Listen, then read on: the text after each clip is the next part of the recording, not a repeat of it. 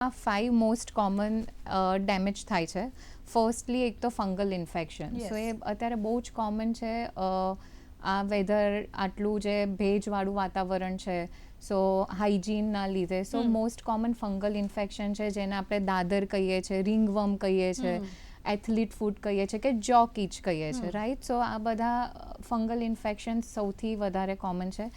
Secondly pimples, right, કે હવે ટીનેજર્સને તો પિમ્પલ્સ થાય જ છે, પણ મેં એવા એટલા કેસીસ જોયા છે બિકોઝ ઓફ વેધર ચેન્જ કે એડલ્ટ એકને બી થઈ રહ્યું છે. જે લોકોને ક્યારે પિમ્પલ્સ નહોતા એ લોકોને બી બિકોઝ ઓફ વેધર અને સ્કિન કેર રૂટીન રાઇટ નથી યુઝ કરતા, એના લીધે પિમ્પલ્સ આવે છે. સો એ બહુ કોમન છે. થર્ડલી સ્કેબીઝ, ખસ આપણે જે કહીએ આપણી લેંગ્વેજમાં, ઇચિંગ થાય છે રેન્ડમલી બોડીમાં, સો એ બહુ કોમન છે, જે ચેપી બી છે અને બધાને આજુબાજુ લોકોને ધ્યાન રાખવું જોઈએ.